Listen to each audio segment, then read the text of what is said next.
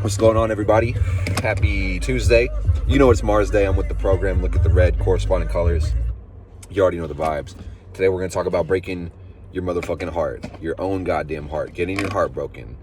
So today, Mercury square Neptune. So we got the gift, the challenge to learn how to use our logical left brain and connect it to the primordial waters which we came from. So let's hop on this astral travel, hop on this flight, and let's talk about what really happens when you get your heart broken and why you need to quit breaking your own goddamn heart. And y'all already know this, so I'm just reminding you what you forgot already. Nobody is being taught by me right now. So, talking about relationships, we got to define a relationship so you know actually what's going on when you start connecting to other people and get your heart broken and feel like you're losing a different part of yourself. So what is a relationship? And a relationship is such an appropriate word. It's so beautiful in the way that our logical left brain Latin square 90-degree angle language is structured on etymology that makes sense. So we aren't even going to take it to etymology, but what is a relationship? It's a ship that is built on relating and relativity, relation. You feel me? Anytime you relate to any person, there is a relationship. Even you and I have a relationship that we share, you know, how significant or insignificant it may be.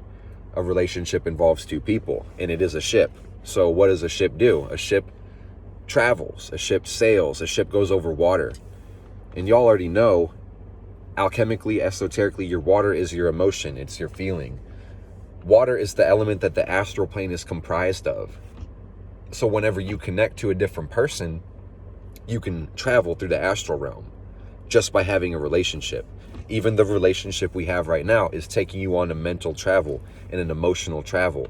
So that being said, y'all already know it's still Cancer season. So since we are going to take it in the water, I want y'all to pay attention to your heart while we hop to Neptune. It's very important that we feel our feelings and feel that merging in that fusion that Neptune wants to feel, especially through Mercury, this gift right now. So let's talk about it. Any boat has a destination, or should have a destination, because if you don't have a destination, you guys are just circling through the harbor and then just having sex and just having a good time and laughing and enjoying and ha ha ha. You have no direction, no purpose. The boat's not fucking going anywhere.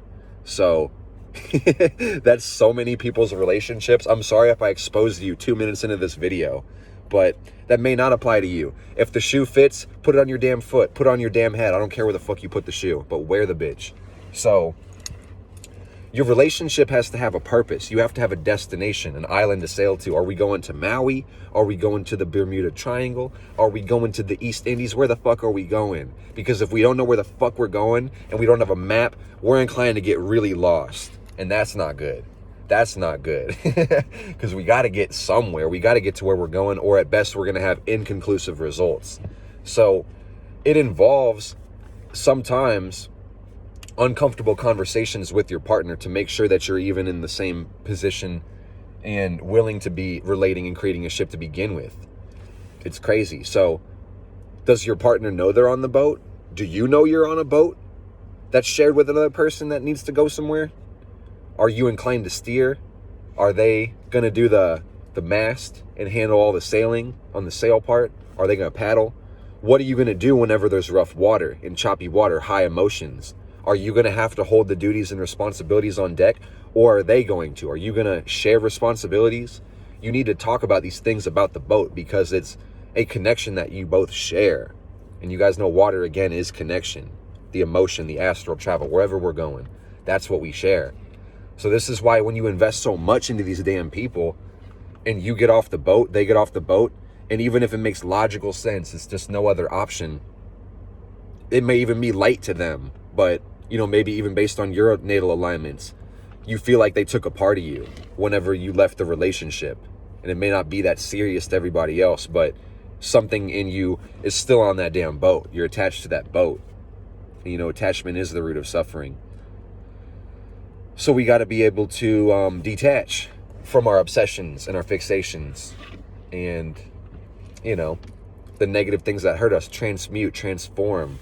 Because we can't suppress ourselves either. We have to discipline our emotions and direct them in a healthy way. But that being said, y'all know relationships deal with that Mars in sacral, the root in sacral, the Mars-Venus energy. You feel me? It's very instinctual, it's very desire-driven, and it's very pleasure-oriented. And you know, when you jump into pleasure, you deal in the things that you enjoy and are also willing to compromise with. So, you know, can't resist your natures.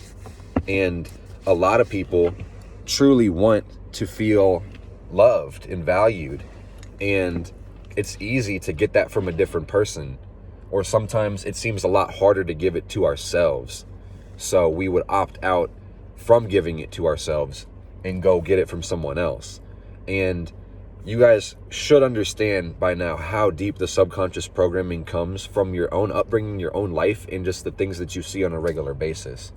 So you might not even understand the unconscious desires that you have getting on the boat, because again, you're getting on a boat with an individual. So you should have conversations to make sure in the physical, in the emotional, the mental, and the spiritual realms, y'all are in alignment and heading in the same direction. Because if you're not, you're going to wonder why there's so much damn distance between the two of y'all, because you don't know where the fuck you're going. Or you might know where you're going and they might not, and you don't feel like you are comfortable enough to talk to them about it. I mean, you're going to end your ass on Pluto, so be careful. Needing to transform and get your fucking power and life back through a death and birth scenario, aka an explosive ending of the relationship, you know, archetypically, so y'all know what the fuck I'm talking about.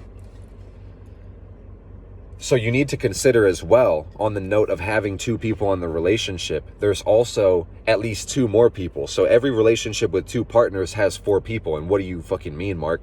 So the two people on this relationship is the two physical people, but you need to understand, in addition to you having your spoken expectations and reasons for doing things, or what you desire, or what you oblige the other person to do, you have unspoken expectations and unspoken conditions to your affection and love and tolerance of the relationship. So you need to consider what you aren't verbalizing and what you aren't expressing that you unconsciously desire or subconsciously expect from your partner, and then also consider what unconscious expectations they have upon you.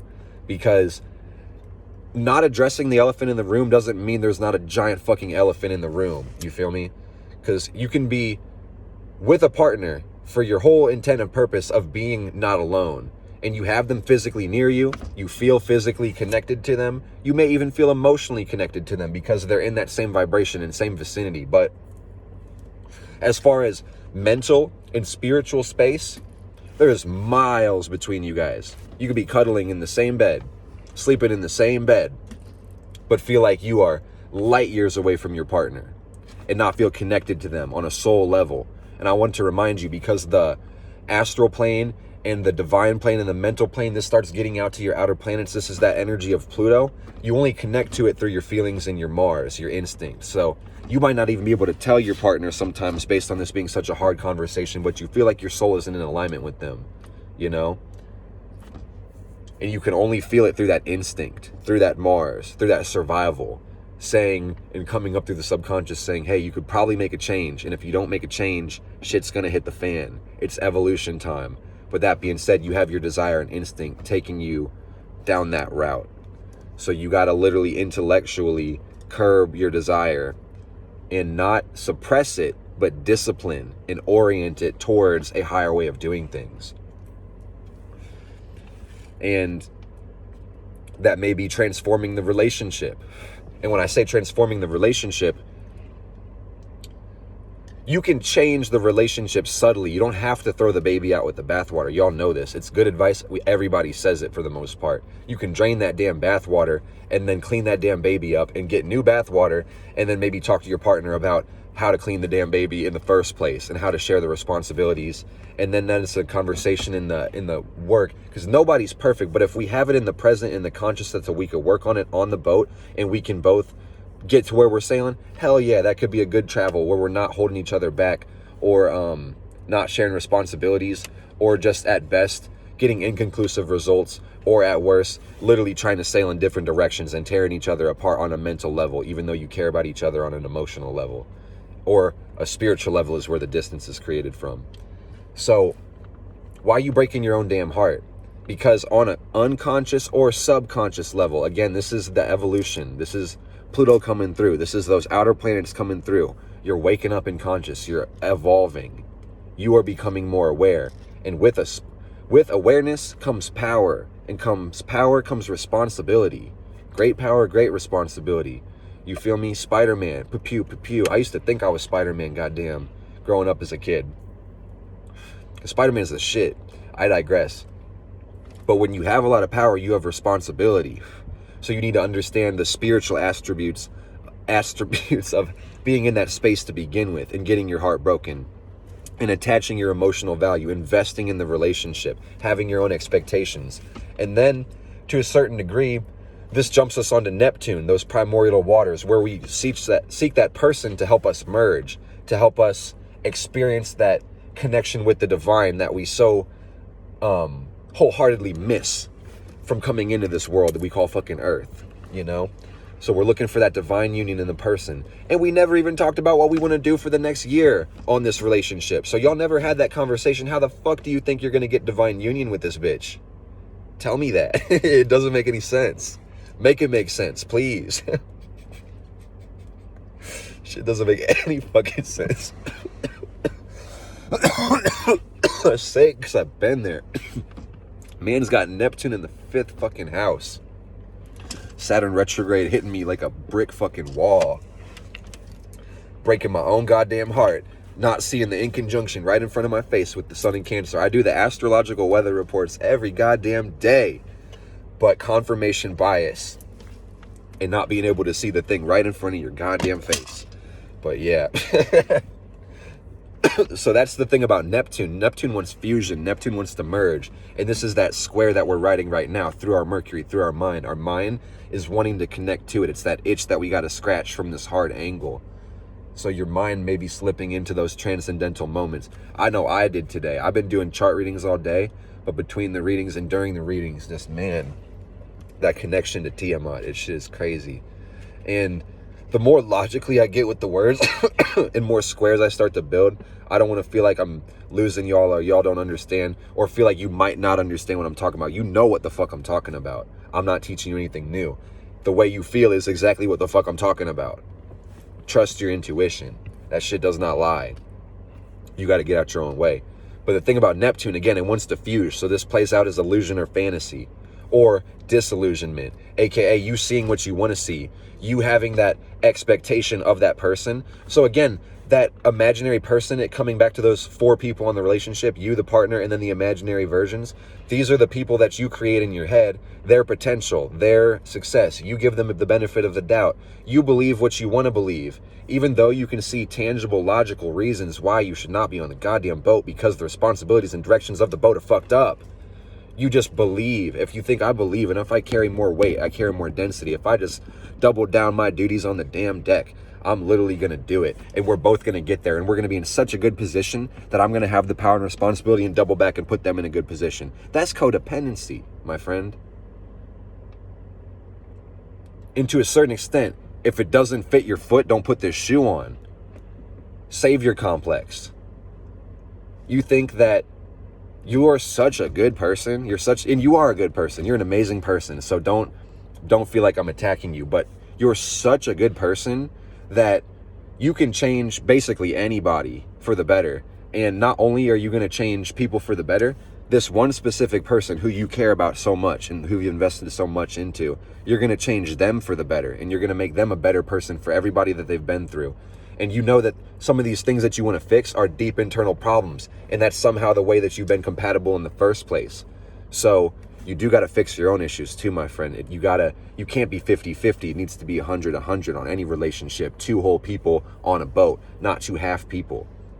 So when you try to fix their own problems, when they haven't even fixed their own problems, they haven't even done the damn work for their goddamn selves, you're in the negative side of Neptune. And again, there's no positive or negative judgment, but that's the side of Neptune where you're giving your responsibility away to another person. And I need you to get it back so you can get the next level and fully embody your purpose and be whole on this planet.